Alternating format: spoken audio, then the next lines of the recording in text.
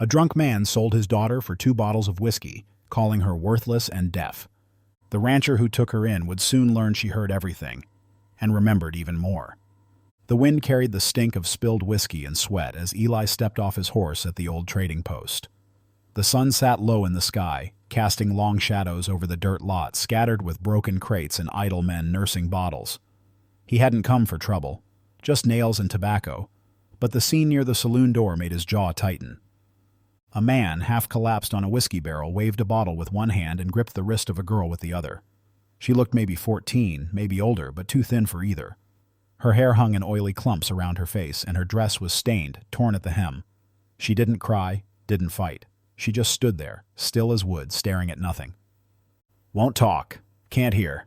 Useless as a blind mule," the man slurred to no one in particular, though a few men had gathered to laugh. "But she eats like a pig. I'll trade her for a bottle. Hell, 2 if it's decent." Eli didn't say a word at first, just walked closer, slow and deliberate, the spurs on his boots ticking like a clock counting down. He looked at the girl. Her eyes flicked toward him, then away, like she was used to being passed over. "She your daughter?" he asked the man. "By blood, yeah," the drunk snorted. "Not by choice." Eli's stomach turned. He could smell the girl's fear. Not fresh, not sharp like a new wound, but old and sour, like it had soaked into her bones over time. He reached into his coat, pulled out a small pouch, and tossed it to the ground. "That'll buy more than 2 bottles," he said. "Let her go." The man bent to snatch the pouch, too drunk to care what Eli might want with her. "She's all yours, cowboy. Good luck getting her to earn her keep." Eli didn't answer. He held out his hand to the girl, but she didn't move. Just stared through him like she didn't know what a hand was for anymore. So he didn't push. Just nodded toward his horse and turned away, slow enough for her to follow if she chose. She did. No words were spoken on the ride back to the ranch.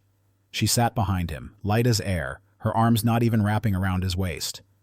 When they crossed the ridge and the wide land opened before them, rolling hills, faded grass, a barn half leaning to one side, Eli glanced back just once. Her face was unreadable. At the ranch, he showed her the spare room in the loft. Clean sheets, a basin of water. She didn't thank him. Not with words, not with eyes. She just stood by the window and stared at the sky like she was waiting for something to end. Eli fixed beans and cornbread, set 2 plates. She came to the table but didn't eat until he started. She never looked at him. Not once. That night, long after the lantern was out and the wind had settled, Eli sat on the porch, hat in hand, staring at the stars. He didn't know why he brought her back. He wasn't lonely, not exactly. The silence of his ranch had been his friend for years, but something in the way she hadn't cried, something in how used she seemed to being unwanted, had scraped at his insides like a dull knife. She hadn't run. That had to mean something. He leaned back in the chair, listening to the old boards creak under his weight. Inside, she was curled on the bed, still silent, still watching the dark like it might bite. He didn't know her name, didn't know if she wanted to be there, but she was. And for now, that was enough. The days stretched quiet out on the prairie. Eli called her Wren, though she never gave a name. It just felt right. Small, silent, and always watching, like those little brown birds that flitted between fence posts and vanished the moment you looked too close. She moved through the ranch like smoke. Light-footed, ghost quiet. Never made a sound when she stepped across the wooden floor or when she came and went from the barn. Eli had seen wild colts make more noise. She didn't meet his eyes, didn't nod when spoken to, didn't seem to hear a word. The first time he tried, he'd said something soft, just a simple, "Supper's ready," and her face stayed still, empty like a lake without ripples. He figured it true then. She couldn't hear. When the wind howled through the trees that first night, rattling the windows and moaning through the cracks, Eli waited to see if she'd stir. She didn't. When the cattle bellowed at dawn, their hooves kicking dust into the air as they stampeded toward feed, she barely blinked. One morning a ranch hand slammed the barn door shut hard enough to spook a mule. She didn't move, just stood there, calm, detached, her eyes somewhere far away. Eli didn't push. He didn't ask questions. He let her be. He kept to his chores, but made sure she had boots that fit, clothes that didn't hang like sacks, and meals that stayed warm on the stove until she came to eat. She always came, always ate, always quiet, and always alone. But over time, something began to tug at the edge of his mind. She never flinched, that was true, never answered a word, but she always watched. Eli had lived most of his life around cattle and men, and both had tells. You look long enough at something, and you learn what to expect. But Wren didn't match any of it. He'd be hammering fence posts, and she'd be leaning against the corral, eyes fixed on him. Not in a dreamy or frightened way, but like she was studying. The way his hands moved, the rhythm of the swings. One evening, he reached for the axe before turning around, and there she was, holding it out like she already knew he'd want it. He didn't say a word, just took it, nodded once, and she backed away. It wasn't the action that got to him. It was the timing. Too perfect, too precise for someone who couldn't hear. He tried to shake the thought. Maybe she'd learned to read body language. Maybe that was how she moved through the world now.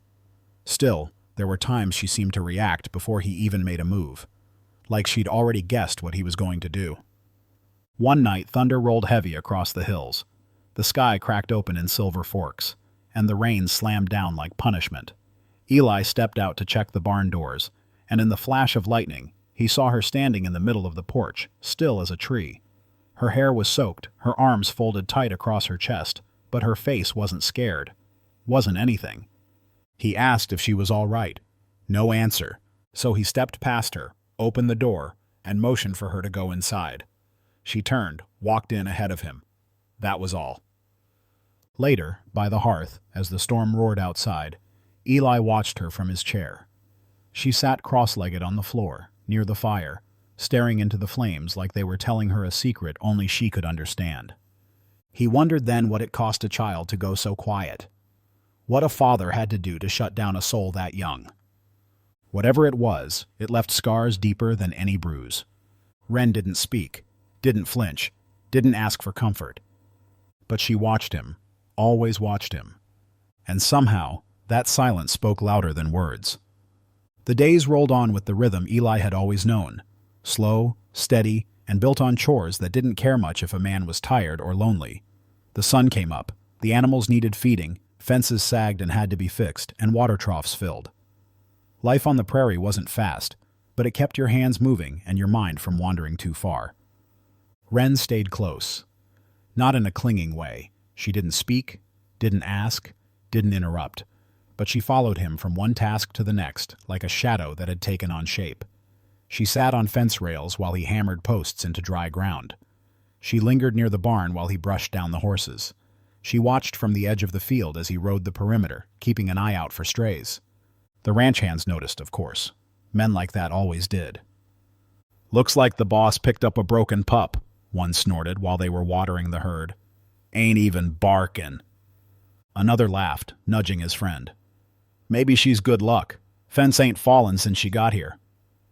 Eli didn't say a word, just looked at them, slow and steady, until their grins faded and they busied themselves with the troughs. He didn't need to raise his voice. He never had. Silence had always served him better than noise. That evening, after supper, Eli walked out past the barn. The sun was falling behind the hills, spilling gold across the pasture. He figured Wren was inside or sitting by the fire like she had the last few nights, but as he rounded the chicken coop, he caught sight of her. She was kneeling in the dust near the wagon, a stick in her hand, head bent low. At first, he thought she was digging or poking at something, but then he looked closer. She was drawing.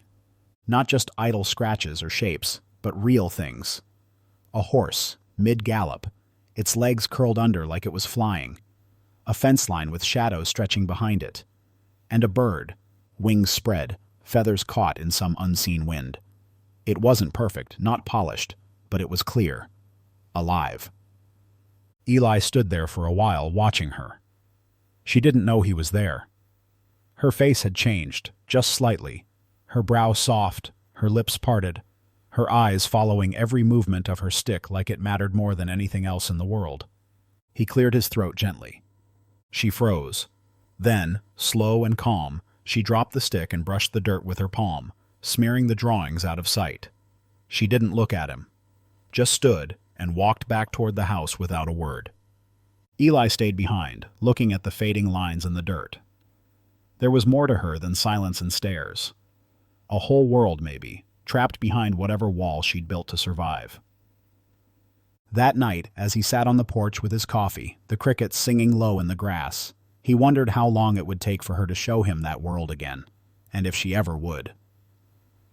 The morning started like any other, quiet, with a sky streaked pale blue and the soft groan of boards as the ranch woke up slow.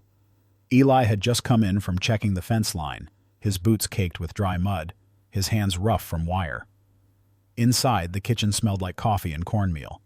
Wren was at the table, peeling potatoes with the small knife he'd shown her how to use. She worked without sound, her movements neat and careful, like she was trying not to take up too much space. Eli reached for a plate from the shelf above the stove, and it slipped through his calloused fingers. It hit the floor with a hard crack, shattering into thick pieces and sending smaller shards scattering across the planks. In that instant, less than a breath, he saw it. Wren flinched. Not a big movement, not a cry or a jump, just a sharp intake of breath and the way her shoulders jerked, like a muscle remembering something it had long tried to forget. Then she froze, back stiff, head still down, the knife still in her hand. Eli said nothing, just cleaned the mess, quiet and slow, and watched her from the corner of his eye. That afternoon, the thought wouldn't leave him alone. He'd seen that flinch, and a flinch wasn't something you did if you couldn't hear. Later, as Wren carried a basket of eggs into the kitchen, he tried again. While her back was turned, he dragged his boot across the wooden floor, just enough to make a scuffing sound. No reaction. He filled the kettle at the wash basin, letting the water splash loudly into the tin. Still nothing. He stepped closer, opened a cabinet door with a faint creak. Her hand paused. Just for a second. Not long enough for most folks to notice. But Eli noticed. He wasn't sure what to make of it. Part of him felt angry. Not at her, but at what it meant. If she could hear, even just a little, then the silence she lived in was something she had chosen. And why would a girl choose to live like that? Unless someone had given her no better choice. That night he sat across from her at supper, his fork scraping slow against the tin plate. She chewed her cornbread, eyes on her food, her body still. But there was tension now, coiled in her neck, in the way she held her arms too close. He caught her eyes for a second, just one, and there was something behind them. Not surprise, not fear. Awareness. He didn't press her, didn't say what he was thinking. Whatever Wren was hiding, she wasn't ready to give it up yet. Maybe she never would. But Eli knew what he'd seen, and from that moment on, he stopped calling her deaf in his mind. Because maybe it wasn't her ears that had gone quiet. Maybe it was her heart. The sky turned dark faster than usual that evening. Eli had seen storms roll over the plains before, but this one moved like it had a purpose. Angry clouds stacked thick and low, heavy with rain, pressing down on the land like a warning. He stepped outside to tie down the feed sacks and double-check the barn doors. The wind had already picked up, pulling at his coat and snapping the clothesline clean off its post. In the distance, thunder rumbled low like a growl, and lightning flared against the hills, splitting the sky wide open. Inside the house, the air was still, too still. Eli came in soaked and shaking off water, but stopped cold just past the doorway. Wren wasn't at the hearth or her corner by the window. She wasn't at the table either. His boots squelched against the wet floorboards as he moved from room to room, calling her name, once, softly. No answer. Then he heard it. A faint sound, like breathing, quick and shallow. He turned toward the pantry. There, curled into the darkest corner, was Wren. She was small, knees tucked up to her chest, her face pale and twisted with something close to fear. Her hands pressed tight over her ears, fingers trembling. Every crack of thunder made her shoulders jerk. And though her eyes were open, she didn't see him. Not really. She was somewhere else, far away from the safety of his kitchen. Eli crouched down slowly, his voice barely more than a whisper. "Wren," he said. She didn't move. "I know you hear me." Her body stiffened. She didn't lift her head, didn't speak, but her hand slid down from her ears just a little, like a door creaking open. Eli didn't say anything more. He didn't have to. He just sat there beside her, his back against the wall, while the storm rattled the windows and the wind howled like it was trying to peel the house apart. They stayed like that for a long time, two quiet figures in the dark, side by side but not touching. He could feel the weight of her breathing slow. The tightness in her frame loosened. And when the thunder rolled again, she didn't flinch. Later, when the storm finally broke into soft rain and the wind gave up its rage, Eli stood and offered her a hand. She didn't take it, but she stood anyway. At supper, she walked to the table on her own and sat down across from him. The lantern flickered, casting warm light across the dishes. He passed her the bread, and this time she reached out and took it. No words passed between them. None were needed. The silence had changed. It wasn't empty anymore. It was thick, full of something unspoken and important. A truth that had been hiding in the dark, now exposed by a flash of lightning and a whispered sentence. She heard him. And maybe, just maybe, she wanted to. The mornings came softer after the storm, like the wind had burned itself out and left the prairie to rest. The air felt different somehow, lighter, though nothing had really changed. Eli still rose before the sun, still saddled his horse, still fixed what needed fixing. But now, when he spoke, he didn't hold back his voice like he used to. He talked to Wren. He didn't expect answers. He just said things out loud. Simple things like how many fence posts needed replacing, or when the rains might come again, or what the cattle were doing out by the creek. At first, it felt strange, talking to someone who didn't talk back. But she listened. He could see it in the way her head tilted slightly, how her hands paused when he spoke, how her eyes stayed on his face just a little longer. He told her about the ranch, about how his father used to work this land, and how Eli had never left, not really. He spoke about his wife, Sarah, who had smiled more with her eyes than her lips and always knew when the horses needed new shoes without checking. And he told her about the boy, his son, gone before he ever turned 5. Fever took him fast, and Sarah followed not long after, her heart just giving up. "I didn't know what to do with all the quiet," he said one evening, his voice low as they shelled peas on the porch. "It gets in your bones after a while. Starts feeling like part of you." Wren didn't look up, but her fingers slowed. It became a rhythm between them. He'd speak, she'd listen. And though her face stayed still, her presence felt more alive with every passing day. She began doing more around the ranch, mucking stalls, mending tack, gathering eggs without being asked. She moved with purpose, with a sense of belonging, like she'd finally allowed herself to be part of something. Then, one warm afternoon, Eli found her waiting by the fence, her hands behind her back. She looked up when he approached, and without a word, held out a folded piece of paper. He took it gently. The writing inside was shaky, uneven, the kind that spoke of a hand unused to expressing anything this way. But the words were clear. "I'm not deaf. I just stopped talking the day he hit my little brother, and no one stopped him." Eli read the note twice, his thumb brushing the edge of the page. He looked up at her. She wasn't crying. Her face was hard, still, like she'd been carrying those words for so long they no longer burned. But her eyes, those were different. Brighter, but tired too. Like someone who had just dug something up they'd buried deep. Eli didn't say much, just gave a small nod and folded the note into his pocket like it was something worth keeping. Because it was. Truth had a way of crawling out, even when you tried to bury it. And now that it had surfaced, maybe healing could begin. The days had grown longer, the heat pressing down heavy on the fields. Eli and Wren kept their rhythm, quiet and steady, as the land dried and the cattle grew restless. She still didn't speak, but there was a softness to her now, a calm that hadn't been there when she first arrived. Sometimes she sat on the porch and drew in her little sketchbook, the one Eli had given her after finding her art in the dirt. She drew everything she saw, horses, clouds, birds, even Eli himself when she thought he wasn't looking. One afternoon, 2 ranch hands came riding in from town, their faces tight. "Ran into a man at the saloon," one said, brushing dust from his coat. "Drunk, angry. Said a rancher stole his daughter. Said he's coming to get her back." Eli's jaw clenched. He didn't need to ask who they meant. Wren stood in the doorway, arms crossed tight, her eyes wide.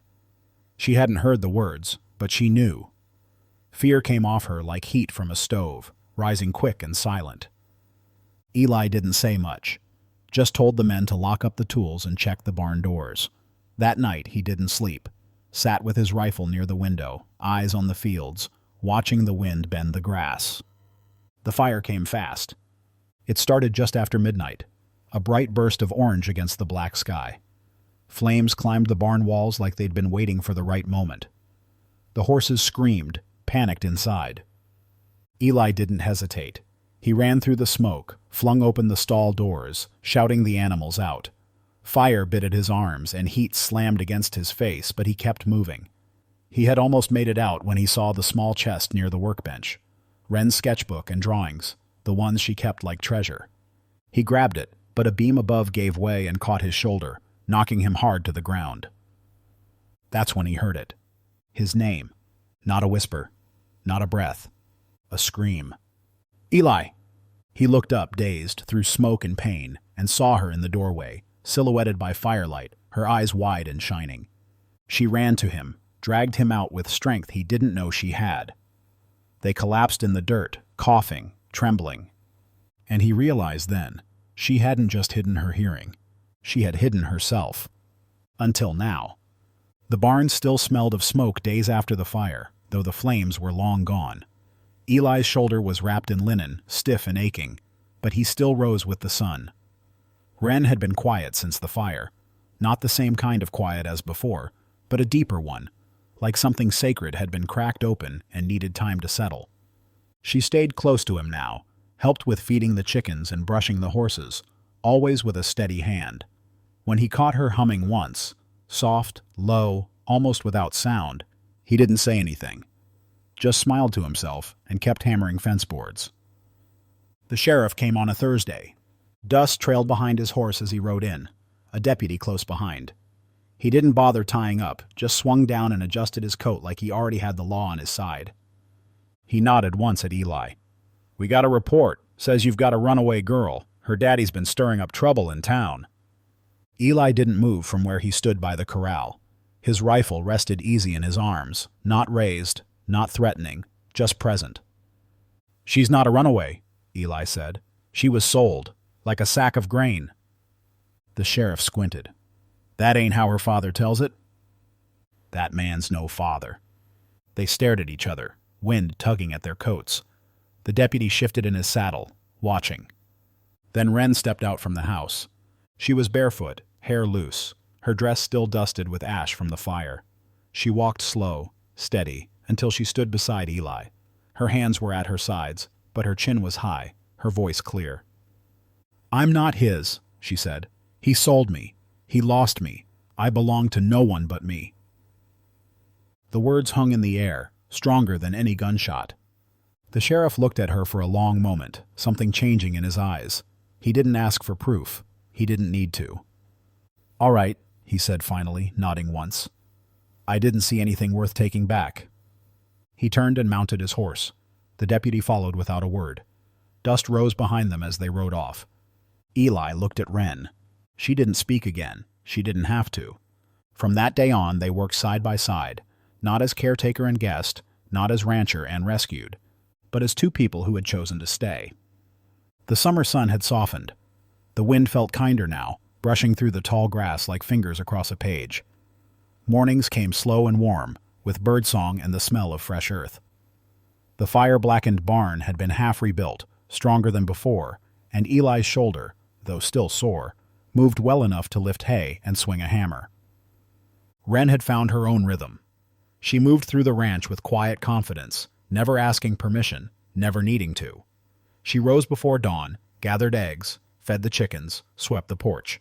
She still didn't speak much, but she didn't have to. Eli understood her better than most folks who talked all day. One morning, just after sunrise, Eli stepped outside with his coffee and froze. Wren was in the yard, scattering seed for the hens, her hair tangled from sleep, her dress brushing her ankles. And she was humming. A real sound, barely above the breeze, but it stopped Eli cold. It wasn't polished, wasn't sweet. It cracked in places and wobbled in others, but it was hers. A sound born from a place deeper than words, and it filled the morning like sunlight spilling over the hills. Eli didn't say a thing, just stood still, letting the moment settle around him like dust in a golden barn. She looked over her shoulder and saw him, didn't stop humming, just smiled, small and soft, and turned back to the chickens. They didn't talk about it. Not that day. But something had shifted again. Not a storm this time, not fear or pain, just a quiet blooming. That evening, as the sun dipped low and lit the sky in orange and violet, they sat on the porch together. The kind of silence they shared now wasn't heavy. It was full. Full of things they didn't need to say. Wren sat with her legs curled beneath her, sketchbook in her lap. She had drawn a hawk in flight. It looked free. Eli rocked slowly in his chair, the old boards creaking beneath him. Then Wren turned her face toward him, her voice low, sure and steady. "Thank you," she said, "for hearing me, before I ever said a word." Eli looked at her, heart catching in his chest. "You were always speaking," he said. "I just had to learn how to listen." She smiled again, fuller this time. And in that smile, in that last bit of daylight, Eli knew. She wasn't the girl he had bought, and he wasn't the man who had bought her. They were something new now, and they had chosen each other. Thanks for riding along with us through this story. If it moved you, give it a like, and if you want more tales of quiet courage and unexpected love on the frontier, hit that subscribe button. We've got more stories waiting just down the trail.